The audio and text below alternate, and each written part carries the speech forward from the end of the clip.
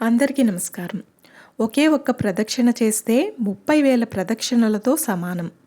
ఈ వీడియో చూసే ముందు ఒక్క లైక్ చేసి జై శ్రీరామ్ అని కామెంట్ చేయండి. శివాలయంలో చేసే ప్రదక్షిణను చండీ ప్రదక్షిణ లేదా సోమసూత్ర ప్రదక్షిణ అంటారు.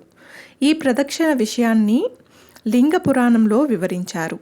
ఈ ప్రదక్షిణ చేయడం వల్ల ఎలాంటి ఫలితాలు లభిస్తాయో కూడా పురాణాల్లో చెప్పడం జరిగింది. శివాలయంలో ప్రదక్షిణ విషయానికి వస్తే ధ్వజస్తంభం వద్ద ప్రదక్షిణ మొదలుపెట్టి సోమసూత్రం వరకు అంటే చండీశ్వరుని వరకు వెళ్ళి మళ్ళీ వెనక్కి తిరిగి ధ్వజస్తంభం వరకు వెళ్ళాలి. ఇలా చేస్తే ఒక ప్రదక్షిణం చేసినట్లవుతుంది. ఇంకా చెప్పాలంటే ధ్వజస్తంభం నుండి ప్రదక్షిణ మొదలుపెట్టి శివుణ్ణి అభిషేకించిన జలం బయటకు వెళ్ళే స్థలం వరకు అన్నమాట. అక్కడే చండీశ్వరుడు కొలువై ఉంటాడు. ఆయన వరకు వెళ్ళి తిరిగి ధ్వజస్తంభం వరకు చేరుకోవాలి. ఇలా చేస్తే ఒక ప్రదక్షిణ పూర్తయినట్లు లెక్క.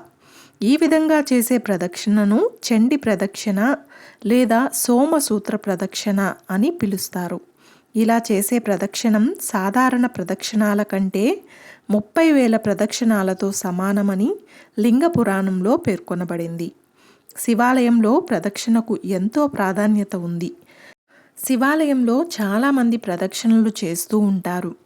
అయితే ప్రదక్షిణలు ఎలా చేయాలో తెలియక తికమక పడుతూ ఉంటారు. ఇతర దేవతల ఆలయాల్లో చేసిన విధంగానే గుడి చుట్టూ ప్రదక్షిణలు చేస్తుంటారు.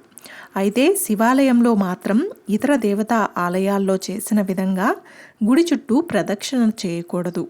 శివ ప్రదక్షిణలో సోమసూత్రాన్ని దాటరాదు. ఎందుకంటే ఆయనకు అభిషేకం చేసిన జలము సోమసూత్రం నుండి పోతుంది. అంతేకాక అక్కడ ప్రమదగణాలు కొలువై ఉంటారట.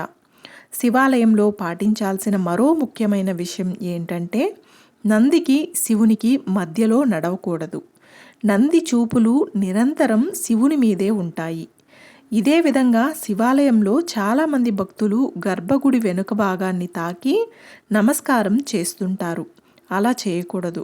విగ్రహానికి ఎదురుగా నిలబడి ఏ దేవుడు లేదా ఏ దేవతా దర్శనం చేయకూడదు. ఎందుకంటే విగ్రహం నుండి వెలువడే శక్తి తరంగాలు నేరుగా మన మీద పడతాయి. వాటి శక్తి మనం భరించలేం కనుక పక్కన నిలబడి దర్శనం చేసుకోవాలి. చూశారు కదండి. ఈ వీడియో మీకు నచ్చినట్లయితే ఒక్క లైక్ చేసి నా ఛానల్ని సపోర్ట్ చేయండి. ఇంకా మరెన్నో ఇంట్రెస్టింగ్ వీడియోస్ కోసం నా ఛానల్ని సబ్స్క్రైబ్ చేయండి. Thanks for watching.